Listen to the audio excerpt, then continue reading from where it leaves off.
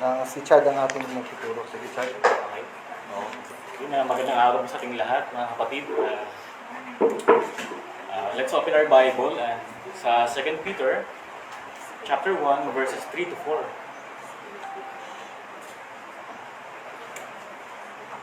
Pero let's pray muna.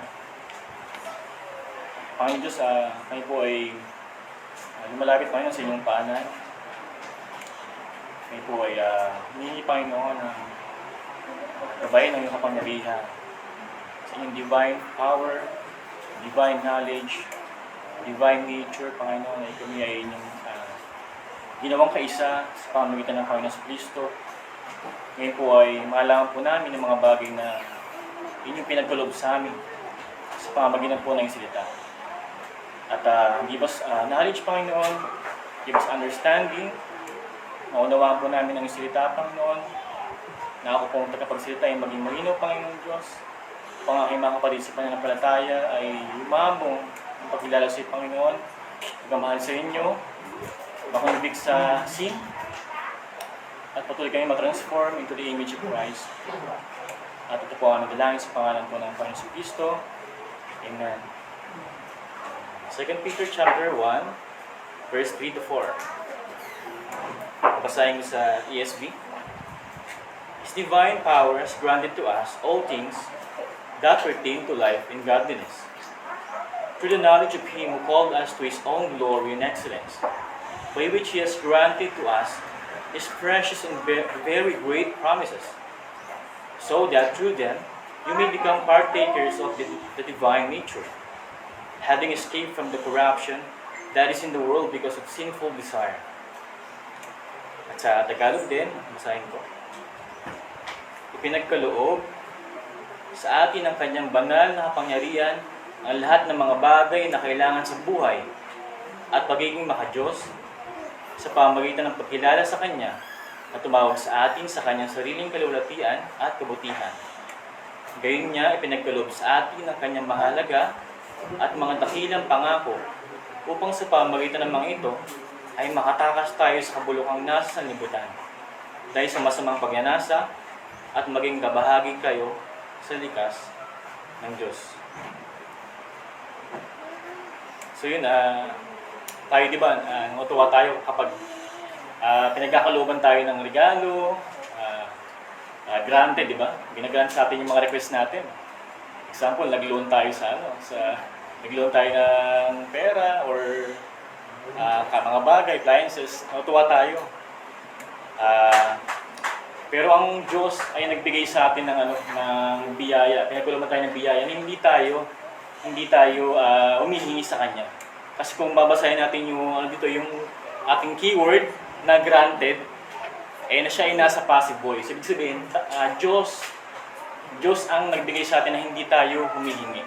Kumbaga, simula nung tayo ay ma-save, binigyan niya tayo ng mga biyaya. Pinagkulungan tayo ng buhay, pinagkulungan tayo ng kabanalan, at tayo ay kaisa sa divine nature.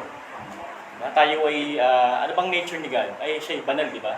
Tayo ay nagiging banal din sa pamamagitan ng Panginoong Jesucristo. So, meron akong 3 points. Una, granted by His divine power. Granted by His divine power sa verse 3. At pangalawa, granted for His promises. At pangatlo, granted as partakers of divine nature. So, hindi lang pala yung na-save ka tapos wala na lang. Ay, merong isang pastor na meron siya na-meet na artista, nag-preach siya sa Hollywood, yata pa napanood ko eh. Tapos napakinggan niya yung preaching ng pastor na gusto niya na makilala si Kristo, gusto niya matanggap si Kristo sa buhay niya. Tapos nag-pray sila sa isang sulok. Tapos yung pagkasabi ng amen, sabi ko, pastor, salamat kasi nasa akin na si Allah, nasa akin pa si Kristo. Dalawa na raw yung Diyos niya. Kasi tanggap niya na eh. Sabi, kapatid, mali pagkakaunawa mo. So sa ating mga Kristiyano, ay mayroon tayong natanggap, hindi lang ang Panginoon sa Kristo, kundi ang divine nature, godliness at mga patungkol sa buhay. Kasi nga tayo ay nasa kamatayan, nilipat na sa buhay. So ito malang pa natin na malinaw pa. So, point number 1, granted by His divine power. Sabi sa verse 3, His divine power has granted to us all things that pertain to life and godliness. Sa preaching ni Pastor Envy, he introduced us the central theme of 2 Peter. At ito ay tungkol sa babala sa mga darating o dumating na false teachers. Sa letter ni Peter, he introduced himself as an apostle of Christ Jesus. Pero kahit na daw siya ay isang apostol, their faith is an equal standing. Pantay-pantay lang daw. Walang faith na level 100, walang faith na level 50. Kumbaga pantay-pantay lang sila. Kahit na apostle si Peter, sila ay iisa lang sa harapan ng Diyos. So walang partiality. At Peter blessed his readers that their knowledge may increase. Diba sabi ni Pastor Enric? That yung kanilang kaalaman ay lumago. Na lumago, lumalim, lumawak ang kanilang pagkilala sa Diyos at sa Panginoong Kristo. Diba nag-pray si Peter na sana kayo lumago sa knowledge ng ating Diyos, sa ating Panginoong Kristo. So itong sa verse natin ngayon, ito yung sagot. Ito. At sa ating verse ay talagang sinimula ni Peter ang pag-increase ng kanilang knowledge sa pamamagitan ng pagpapahayag sa kanila na ang Diyos ay binigyan sila ng mga mabubuting bagay sa pamamagitan ng kanyang banal na kapangyarihan, divine nature. Ito ay konektado sa theme ng 1 Peter na about sa false teacher. Dahil ang pinakamagandang depensa sa mga maling doktrina ng mga false teachers ay ang knowledge of God o ang pagkilala sa Diyos. Ito pala ay konektado sa context ng preaching ni Pastor Henry. Kasi nga, kung malawak, malalim ang pagkilala mo sa Diyos, hindi ka basta-basta malilin lang ng mga dumarating ng mga false teachers. Siyempre, pag may false teachers, may false doctrines din. So marami ngayon sa iba't ibang church, maraming tinuturo mga heresy na pwedeng tayo ay mapahamak. So maganda pakinggan. Talagang yung character mo, energize ka, maging positive ka sa buhay mo. Pero yung pagdating sa kasalanan, hindi nila pinipreach yun about sa repentance. So all about prosperity, about indulgence, about flesh. Granted by His divine power. O ibig sabihin din, He officially blessed us. Sabi nga ni John Piper, the Christian faith is not merely a set of doctrines to be accepted. It is a power to be experienced. It is a tragic thing to ask people if they know the Lord and have them start listing the things they believe about the Lord. Brothers and sisters, believing things about Jesus Christ will save no one. The devils are the most orthodox believers under heaven. It is divine power that saves. If the power of God does not flow into your life and make you godly, you are not Christ. Sabi sa Romans 8, chapter 14, all who are led by the Spirit of God are the sons of God.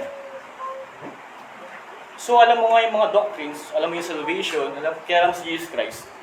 Pero wala sa iyo yung power of the Holy Spirit, so wala pa rin yung pananampalataya. So nagkakaroon na ng pananampalataya ang isang tao kapag gumana sa kanya o dumaloy sa kanyang kaluluwa, espiritu, ang kapangyarihan ng banal na espiritu. Kahit ang mga diablo ay naniniwala rin, nanginginig pa nga, di ba? Pero iba yung pananampalataya sa pamamagitan ng kapangyarihan ng banal na espiritu. So magkaiba yun.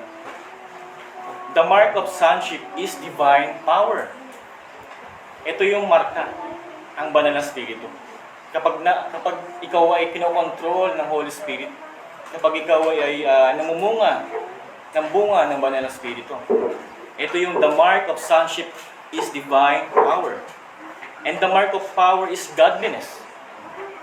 So may kita mong siya may control ng kapangyarihan ng banal na espiritu kung ang godliness ay nakikita sa kanyang pamumuhay. Although na nahihirapan siya, pero nagsusumikap pa rin sa pamamagitan ng biyaya ng Panginoon.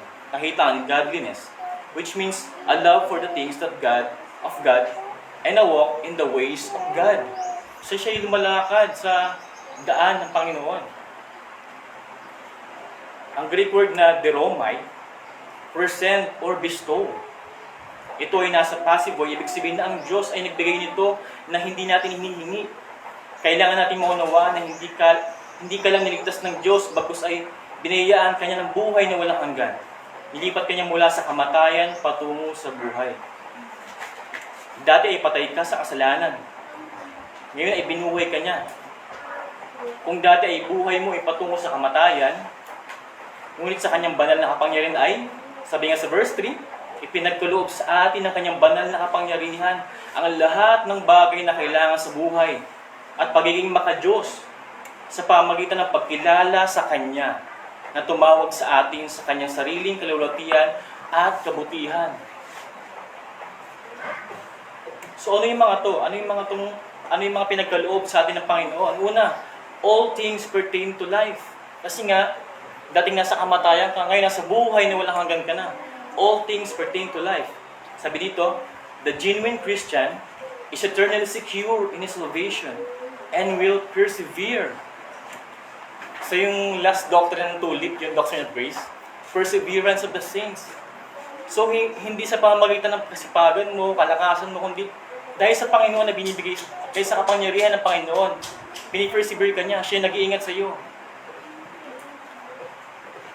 And grow because He has received everything necessary to sustain eternal life through Christ's power. Tapos godliness din, pagiging maka-Diyos. To be godly is to live reverently, loyally, and obediently toward God. Peter means that the genuine believer ought not to ask God for something more, as if something necessary to sustain his growth, strength, and perseverance was missing. To become godly, because he already has every spiritual resource to manifest, sustain, and perfect godly living. So tayo, Panginoon, parang kulang pa. Ba't ganito? Parang hindi ko magawa yung kalooban mo. Kasi nga, hindi ka humihingi. Diba sabi nga ni, ano ba yung, sikat na yung dial, 333, yung phone number ni God, Jeremiah 33, call on me. Dahil pinagkuloob na sa'yo, hingin mo na lang, ito yung pagkakuloob sa ito ng Panginoon. Dahil hindi madamot ang Diyos sa kanyang mga anak.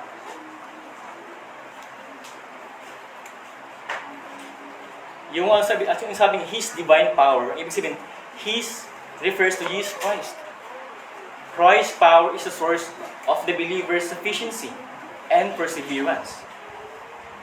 Sabi nga sa Matthew 24, verse 30, pagkatapos ay lilitaw ang tanda ng anak ng tao sa langit, at tatangis ang lahat ng mga lipi sa lupa. At makikita nila ang anak ng tao na dumarating na nasa ulap ng langit na may kapangyarihan at dakilang kalulatian. So ito ay sa pamamagitan ng kapangyarihan ng Panginoong Jesucristo, sa kapangyarihan ng kanyang muling pagkabuhay. At Roma chapter 1 verse 4, ipinahayag ng anak ng Diyos na may kapangyarihan ayon sa Espiritu ng kabanalan, sa pamamagitan ng pagkabuhay mula sa mga patay, at ito'y si Jesucristo na Panginoon natin. In Christ alone. At 2 Corinthians 12:9, ipinahayag na anak ng Diyos na may kapangyarihan ayon sa Espiritu ng kabanalan, sa pamamagitan ng pagkabuhay mula sa mga patay, na ito'y si Jesucristo na Panginoon natin. As an illustration, ito, basahin ko. The great Scottish Bible expositor, Alexander Maclaren, once wrote, "We may have as much of God as we will. Christ puts the key of the treasure chamber into our hand and bids us take all that we want.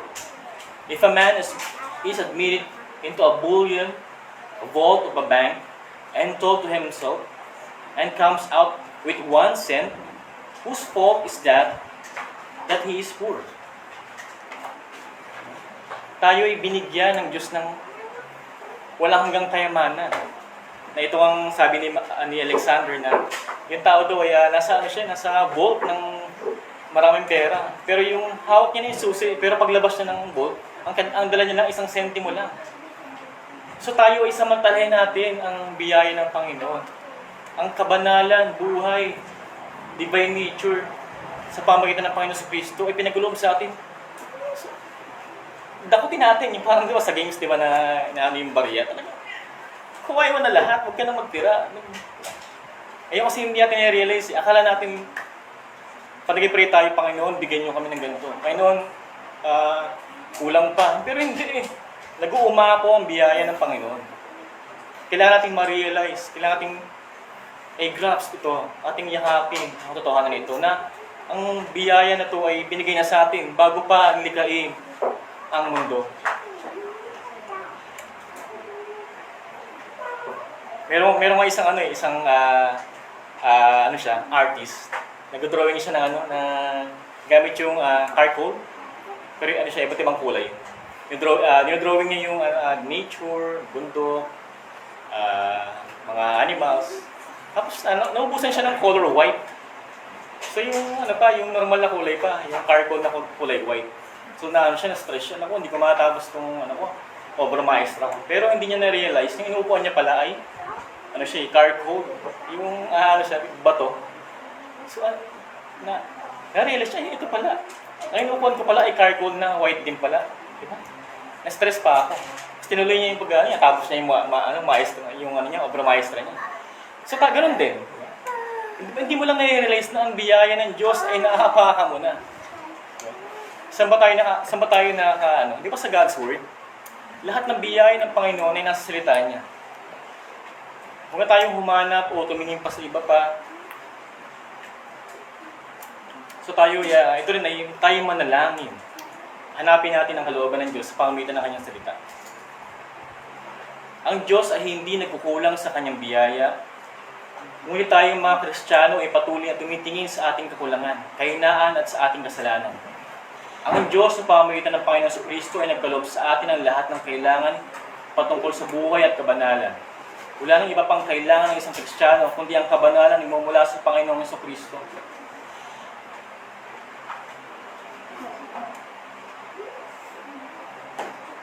Sabi ni A.C. Dixon, when we depend upon organizations, we get what organizations can do. When we depend upon education, we get what education can do. When we depend upon man, we get what man can do.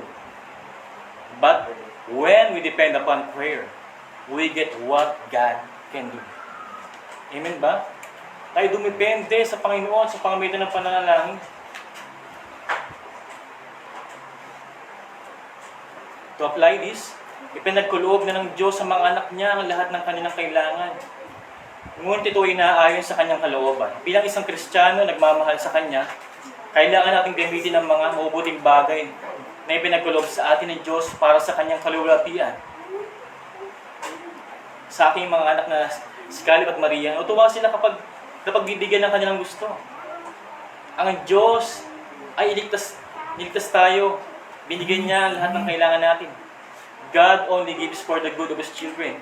Naway tayo ay magalak sa generosity ng Diyos. Tayo ay mga anak ng Diyos. Tayo magkaroon ng joy. Everlasting joy sa Kanyang generosity. Gaya ng mga anak natin, bigyan mo ng candy, ito ang tuwa na. So, ganoon din yung Diyos sa atin. Ano binigay sa atin? Buhay na walang hanggan.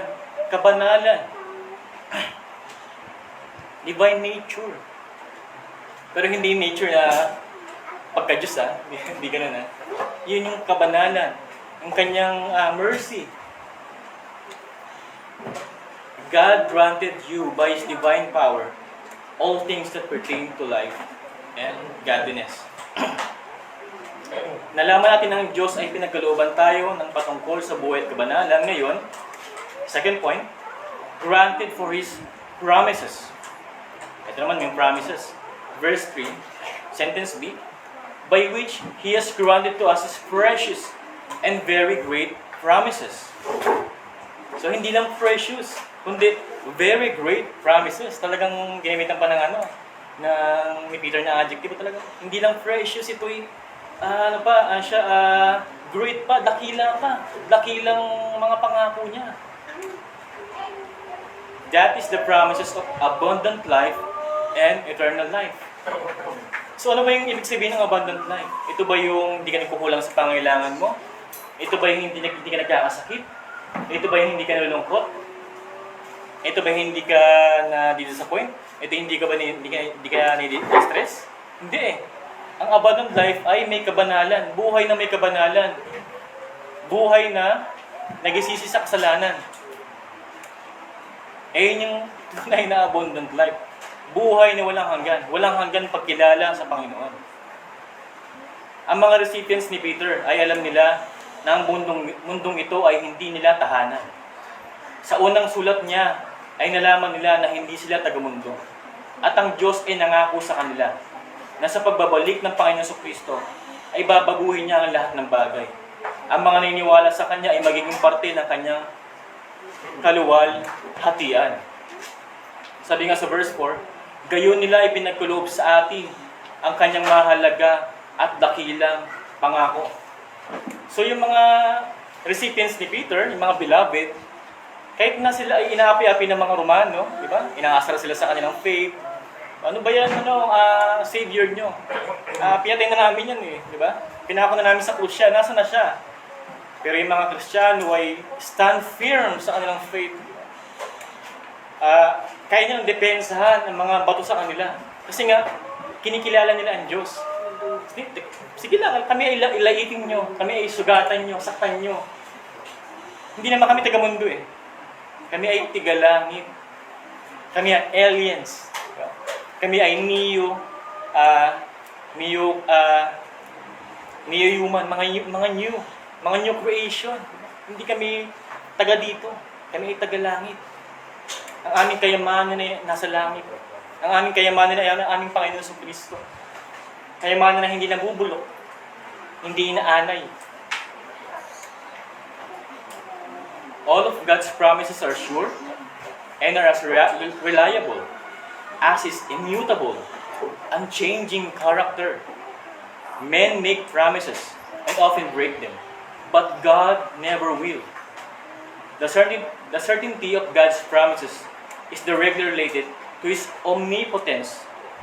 For if God were not omnipotent, He would be unable to keep His promises.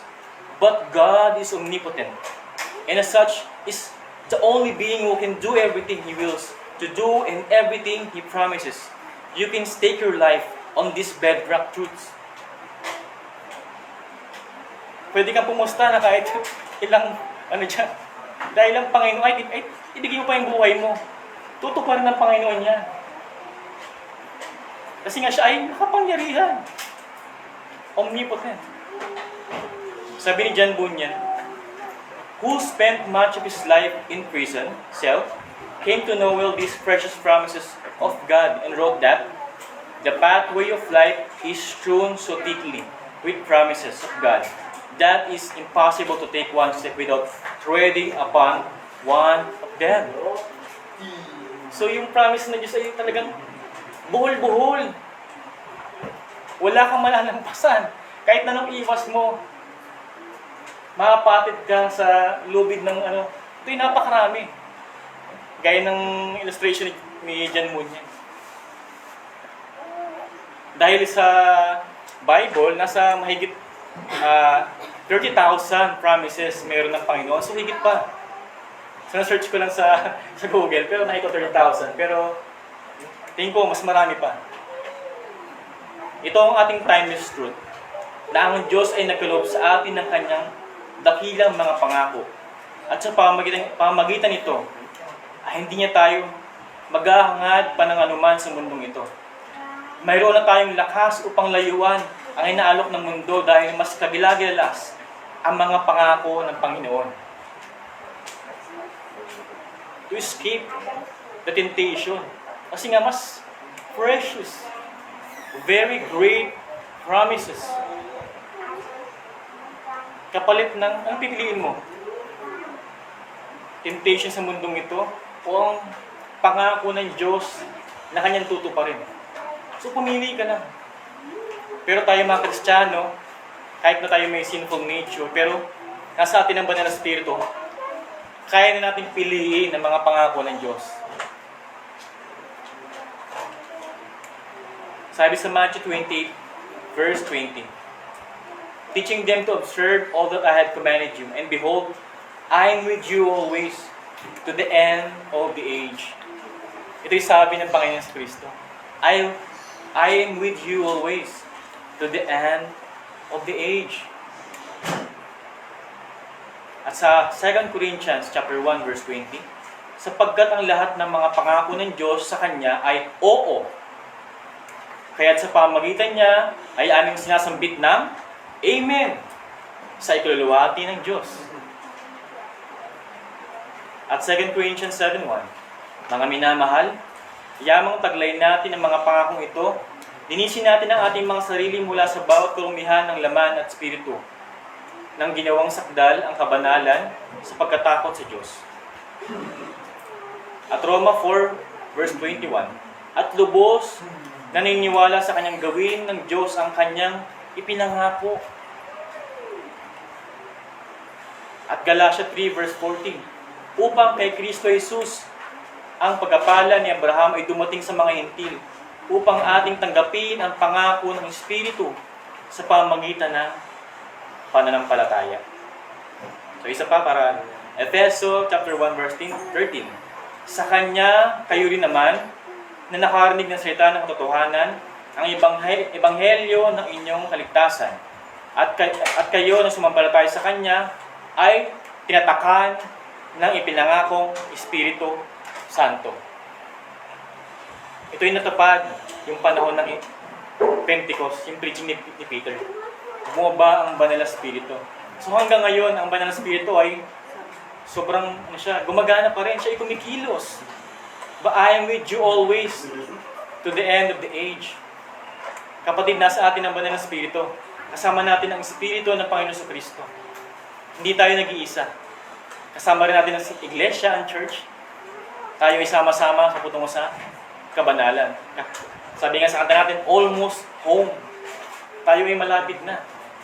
Malapit nang bumalik ang Panginoon sa Kristo. As an illustration, sabi ni A.W. Tozer, sabi niya, agrees, adding, I must confess that in my ministry, I keep repeating some of the things I know about God and His faithful promises. Why do I insist that all Christians should know for themselves the kind of God they love and serve? It is because all the promises of God rest completely upon His character. Why do I insist that all Christians should search the Scriptures and learn as much as they can about this God and who is dealing with them? It is because their faith will only spring up naturally and joyfully as they find that our God is trustworthy and fully able to perform every promise He has made. We need today a fresh spirit of anticipation that springs out of the promises of God. We must declare war on the mood of non-expectation and come together with childlike faith. Only then can we know again the beauty and wonder of Lord's presence among us. True faith is never found alone. It is always accompanied by expectation. The man who believes the promises of God expects to see them fulfilled. Where there is no expectation, there is no faith. So kapatid, ating asahan. Asahan mo sa pamamagitan ng pananampalataya na ang mga pangakong ito ay natanggap mo na. Di ba sabi nga ni Peter, granted. Ito yung hindi sabing you will grant. You will receive the promise. Hindi eh. Simula nang ma-save ka, simula nang ma-regenerate ang puso mo, natanggap mo na ang pangako ng Diyos. And ang kailangan mo nang gawin ay ito'y buksan ng treasure at ilabas ang kayamanan ng Panginoon galing sa kanyang salita.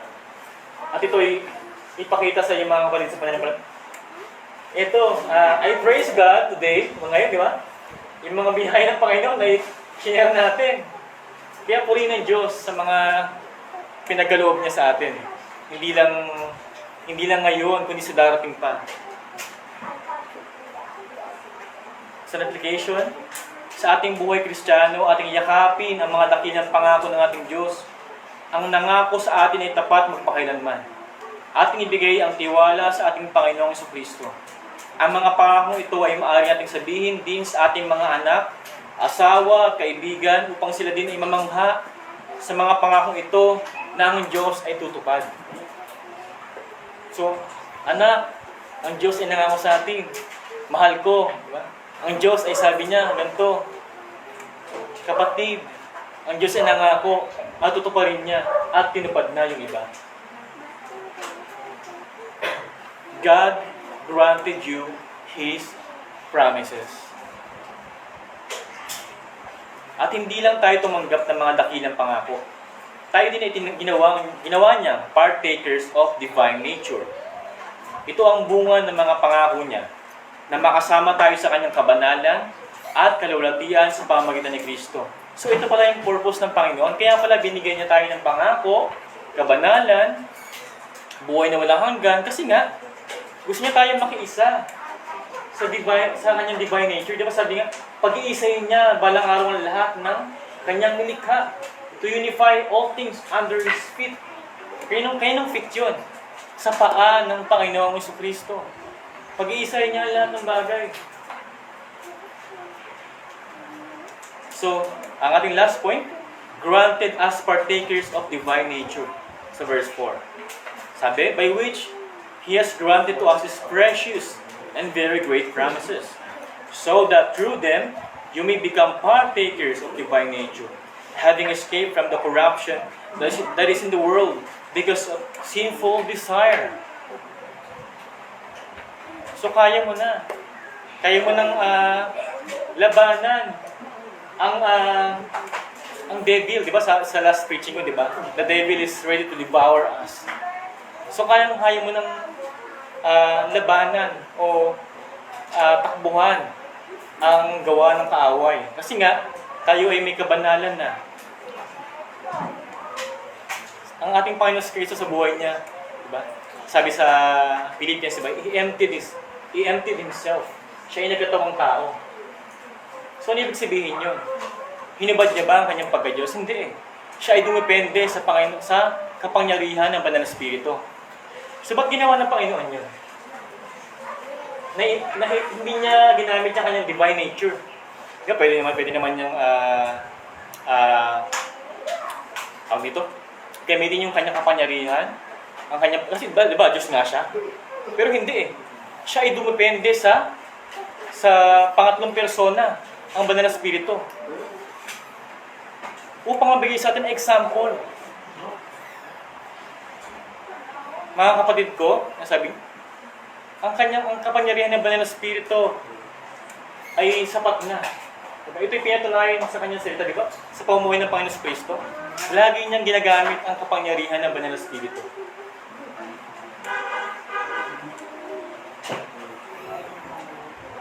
Ang ating huling puntos ay ang resulta ng mga biyayang pinagkaloob sa atin ng Diyos. Basahin niyo sa Tagalog sa verse 4. Gayon niya ipinagkaloob sa atin ng kanyang mahalaga at mga dakilang pangako upang sa pamamagitan ng mga ito ay makatakas kayo sa kabulukang nasa sanlibutan dahil sa masamang pag-anasa, at maging kabahagi kayo sa likas ng Diyos. Sa pamamagitan ng kanyang kapangyarihan, nilipat tayo sa kabanalan at buhay. Binigyan pa ang kanyang dakilang pangako. Sa pamamagitan ng pangakong ito, nangyari silang maging partakers o kunyono sa big means sharer, partaker of the divine nature. Kasi nga, kung hindi tayo kaisa, kaya tayo tinawag na Christian. Kaya tinawag tayong Christian kasi tayo iisa kay Kristo. Kasi kung hindi tayo kaisa kay Kristo, hindi mo kaya sa mundong ito, hindi ka makakatagal. Para kang tupa na wala sa flock. Kaya nga may church eh. Tayo ay may sa preaching ni Pastor Enric, diba? Tayo ay nasa spiritual house. Napaka-safe dito sa loob nito. Nandiyan yung mga banal. Pero pag ang isang tupa ay wala sa flock, pwede siyang lapain ng diablo, ang wolf. Kaya sabi, tayo ay maging partakers of divine nature. Ating namnamin ngayon na tayo ay kaisa ka. ang Diyos at ang banal na Espiritu, si Kristo ay nasa ating buhay. Hindi siya nasa isang sulok, nandito, hindi eh. Siya ay omnipresence. Siya ay nasa lahat.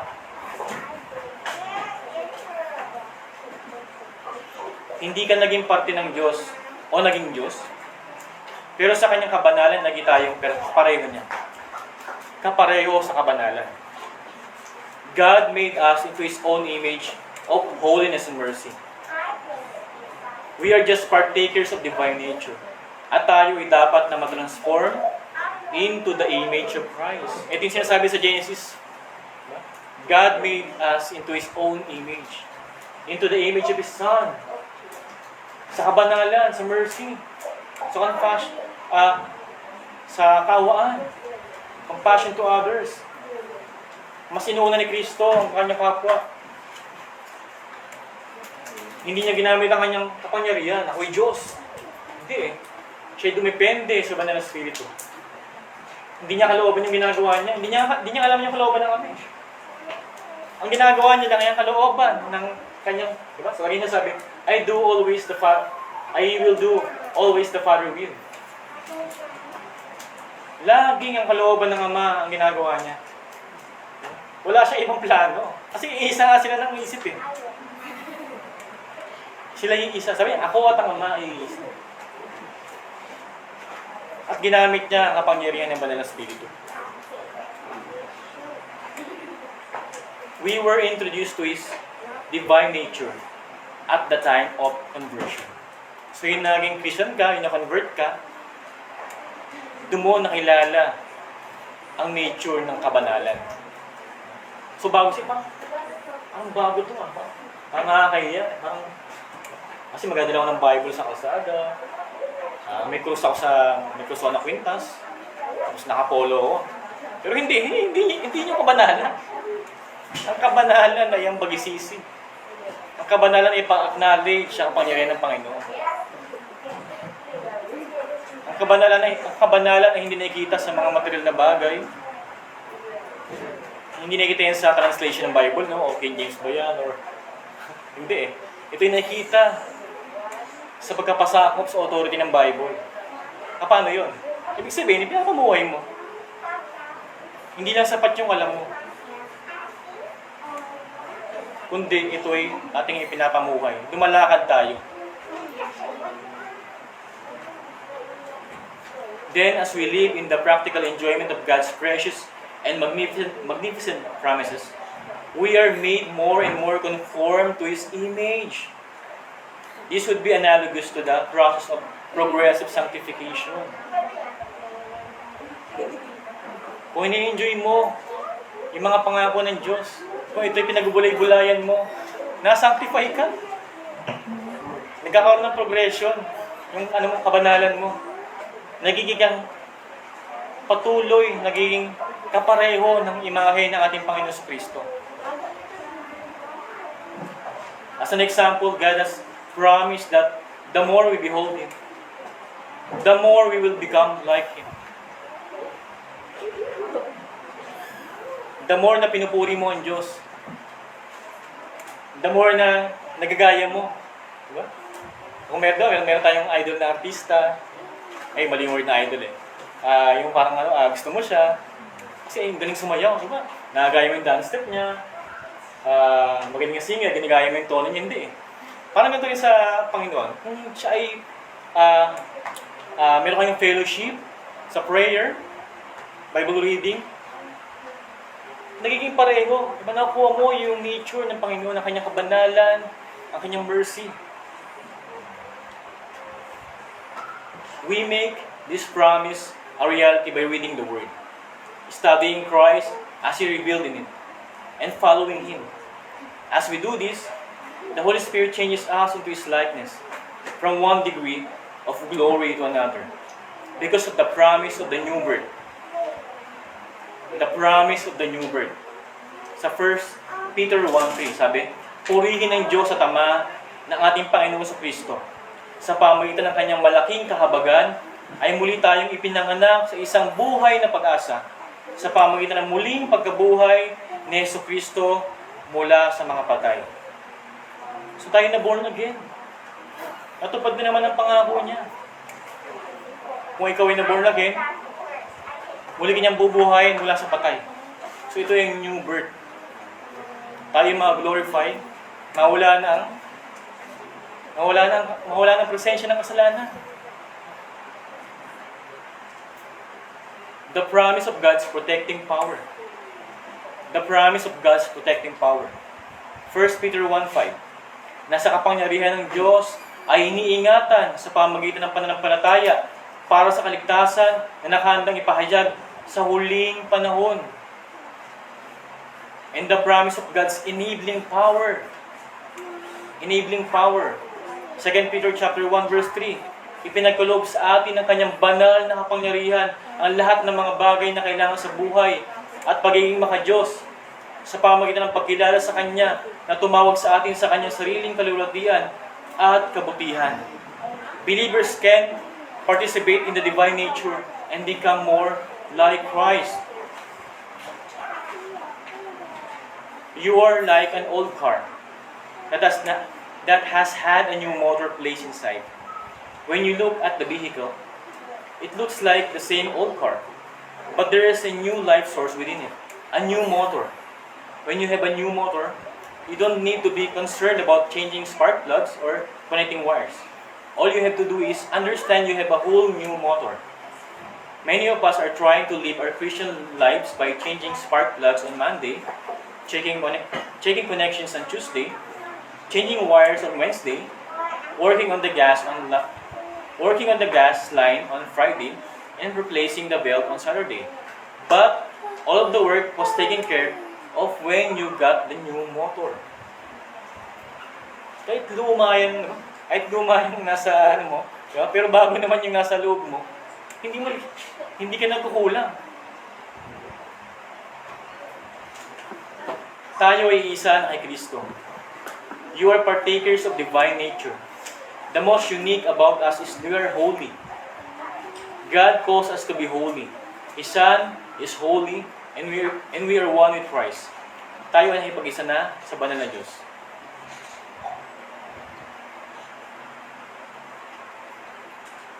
So our conclusion, simula pa lang ay pinagkaloob na ng Diyos ang lahat ng kanyang biyaya sa kanyang mga pinili. Tayo ay sakop ng kanyang kapangyarihan, pangako, kabanalan, kalikasan. Ang ating gamitin ang kaloob ng Panginoon sa atin. Ating gamitin ito sa ikalalago na Iglesia ni Kristo. Amen. Mga kapatid, tayo ay pinagkalooban ng Diyos ng buhay na walang hanggan, kabanalan, at tayo kaisa sa nature ng Panginoon. Ito ay ating yakapin dahil ito ang ating maging lakas na sa ating pamumuhay Kristiyano. Tayo ay manalangin. Panginoon, salamat po sa aming mga natanggap, Panginoon. Simula pa ng una, may po ay hindi po namin ma-express ang kagalakan, Panginoon. Na although na maraming preaching na, Panginoon, ang narinig po namin about sa mga pangako mo. Pero ngayon, Panginoon, aming naunawaan, Panginoon, na hindi po namin ito hiningi sa inyo. Ito po ibinigay niyo, Panginoon, ng pusa. Dahil mahal niyo ang mga pinili, Panginoon, yung mga elect. Upang kami ay nakapagpatuloy, Panginoon, sa buhay na may kabanalan. Kami ay patuloy na makonform sa image po ng inyong anak, sa aming Panginoon sa Kristo, na kami ay makatakas, Panginoon, sa kabulukan ng mundong ito. Panginoon, asawa na po ang Panginoon sa mundong ito, Panginoon. Kami po ay sungon-sunga na, Panginoon. Kami ay pagod na sa kasalanan. Panginoon, kami po ay kontrolin ng Banal na Espiritu, Panginoon. Na oras-oras, minuminuto, Panginoon, ay malala po namin ang iyong salita na ang mga pangako mo ay nasa tabi lang po namin, Panginoon. Naway hindi pa namin ito makalimutan, Panginoon. Ito, Panginoon Diyos, ay mabigis sa amin, Panginoon. Sa aming isip, puso, Panginoon. Sa aming pananalita, Panginoon. Ang iyong mga pangako ang nagbibigay po ng pag-asa sa amin, Panginoon. Kaya po ay punong-puno ng expectation, Panginoon. Dahil ikaw ay omnipotent. Ikaw ay makapangyarihan. Kaya po ay sigurado, Panginoon, sa mga pangako mo. Ito po ay natubad na, Panginoon, sa krus. Kaya sinabi niya, Isaya, Panginoon, na may darating na Misaya. At dumating na nga, Panginoon. Inipad niya ang pangako sa krus. Ginapi niya ang kasalanan. At tinupad niya ang kaligtasan na kanyang ipinangako. Ito po'y natanggap po namin, Panginoon. Salamat, Panginoon, sa inyong mga pangako.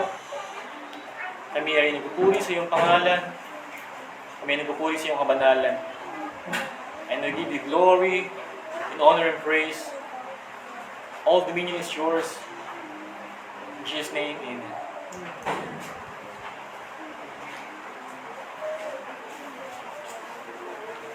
Purihin ng Diyos sa pangaral ng kanyang salita.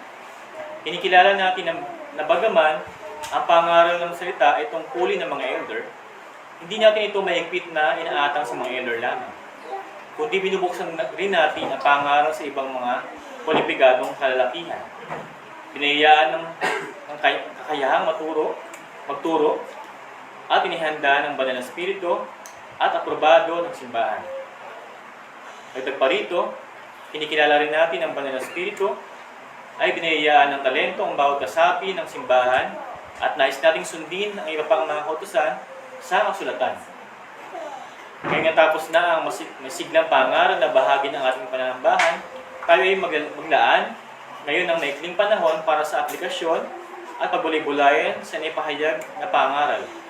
Habang isinasabuhay ng banal na spirito ang salita ng Diyos sa inyong mga puso, maaari bang pagtibayin ninyo at palakasin natin ang kalooban ng simbahan sa pamagitan ng pagbabahagi ng aplikasyong ito. So, open na po yung para sa sharing ng application.